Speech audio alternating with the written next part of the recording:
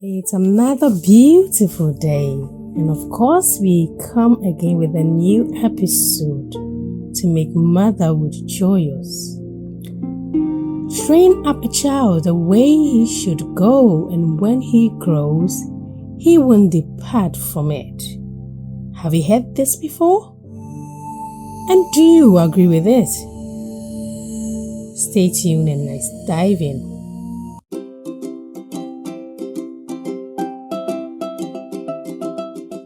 Thank you for joining us for today's episode. Those who are new to this channel, we say a warm welcome. This is a channel where we deal with pregnancy, motherhood. We help each other to find side hustles to be able to spend more time with baby.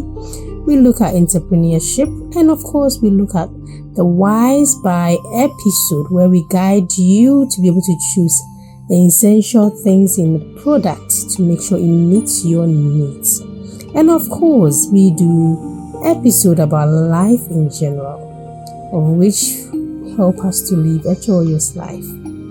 Thank you once again for joining us. If all this appeals to you, then humbly subscribe to this channel and be parts of the Smartma family. My name has always been Miss Millie, and today we are diving into the intro that we heard previously. A child, I believe, is a slate, a blank one as such, and whatever you write on becomes what it will be. Is this true of us? I ask. Comment it below. Let me know what your thoughts are. If it is true, let us know why it is true. And if it is false, let us know as well. Remember, this channel is all about sharing, brainstorming, helping each other. So let's look at this scenario. If a child watches you brush your teeth to bed every day, so your son or your daughter sees mom and dad brush his or her feet every day before he goes to bed, what do you think will happen? Automatically, as young as the child might be, he would notice that you do that every day. He will desire to sometimes join you or even want to learn how to do it. Even sometimes they go ahead to be able to keep record and want to even remind you, especially when you're walking past the bathroom, taking he or she to bed. He can, if the child can talk at that stage, he might say, "Daddy, are you not brushing today?" If the child has not yet developed words, the child might signal by pointing to the bathroom. That will even make you smile to notice that he keeps record. So they may tend to remind you even on the days you forget to do it. That is a scenario of what you throw back to the mirror or the wall and how it bounced back so gently back to you. And it gives you that impression of how the child has noticed and knows and even know the time you do it. Let's look at this scenario as well. If a child always finds himself in a noisy place, so you are that beep daddy and always want the house noisy, playing loud music, telly is loud, everything is loud, you will realize that this child grows and become addicted to such. Why? Because in her development towards that particular skill, that is what the child received. And this child becomes so used to that and feel that that is what every normal environment should be like. And so if this child goes to a place that has no noise and stay there for a longer time, you will realize the symptoms or the signs of the child being very bored, feeling uncomfortable, or even sometimes you see them feeling very sleepy. And then another amazing symptom you might find with this child is the child will tend to be shouting, talks. To the child, she talks normal, but to others, she shouts when she's talking. So you hear her colleagues tell her, stop screaming when you're shouting. And he is surprised because he thinks he's talking normal. And these can be as a result of the noisy environment you've introduced to the child, of which he or she has got addicted. I believe with these two scenarios I have given, you have more examples in your head, or perhaps some pictures of some things that you have done that you heard or saw your child demonstrating. It's reflecting in your brains now, and some of you are even giving a smile because you didn't even notice how much you were teaching them. There was once my husband said something to me. He said, I overheard my son counting. I approached him and asked him to count 1 to 10 because I thought at his age that is the range they will be aiming at. Surprisingly, he counted to 100. And I was so amazed. I was like, these kids learn more than we think they learn. And so I know that you have also encountered such surprises like this before. If you have, comment it below. Let us know and share to make motherhood joyous. So this leads us to our second stage. Children learn and adapt habits in their very early stages of life, according to research. And so we are all urged to create a bond with them. We are urged to teach them the right things. They might be learning things on their own, but it's our duty to guide them even whilst they learn things on their own. Because we are experienced and we know what is ahead of them.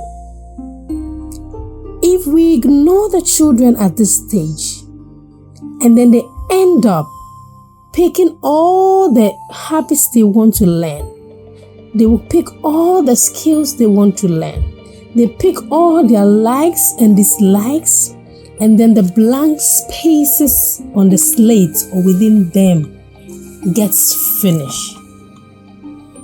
Where do we teach them those good morals? For it to go, where would those good morals you teach them later, where would they be stored? When they are young, they have so many spaces because they are believed to be like a blank slate, as I said earlier on. So whatever you teach them goes to occupy a space on the blank. And so, if you wait till she tends to accept some movie she's like, some food that he likes, she chooses some of the things she dislikes and everything. And she's now completed the spaces that needs her to move independently. And let's say she turned the age of 10 plus. Where would those other morals you are not ready to teach him? Where would the child, or where will the child keep it or store it? You're looking at it in that scenario. There will be no place for this child to keep it. And the sad thing is, it's going to take a double effort for the child to even make effort to accept what you are giving to them, even though it might be the best for them. And so we urge you to be closer to them.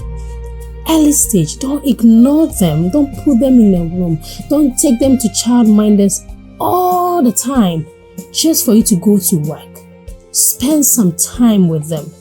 Teach them some morals. Give them those good morals to occupy the spaces.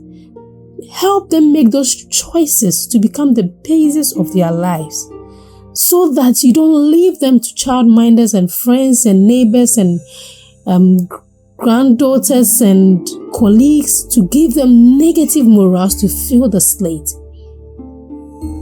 For if you do so, the time will come when you realize a child doing something that is not right, and you even want to teach them the right thing. There will be no space for them to store it. Yes, we all have spaces that we store. And even that is why the Bible even lets us know that we should write the word of God on our hearts, so it won't depart from us.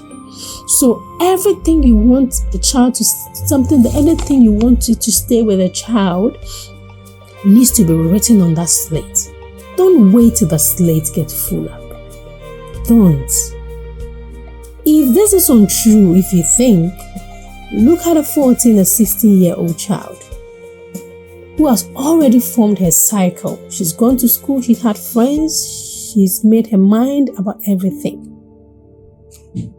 And then you get there and let them know that this child, friend, is this, or he smokes, he does this, he does that. It's not going to help you, so don't do that. Or your friend is rude and disrespectful. He's not a friend to work with. He's already made a choice and it's occupied that slate. So as much as the child may be willing to listen to you, he can't just wake up one day and say, no, I'm not working with a person. He's going to tell you that, mommy, it will take time. Stop pressuring me. Why? Because that thing has been written on the slate. But if you had spent time with this child and you had educated him on the type of friends and the consequences, and he knows from day one when he stepped out and he even sees such behaviors from afar, she will avoid it without even you interrupting or giving him or her a helping hand. And so we say, meet them at their early stages and put the good guide, good advices, good skills, etc. on the blank slate before the wrong ones get there. If a child gets beaten at every little mistake, he will see it normal and begins to do same to their younger siblings at every little mistake. They need us when they are young to be able to guide them of the choices, to guide them to make a good foundation. So let's be there to build them so we can have a good home, so we can have a good nation, and of course to have heroes for today and tomorrow.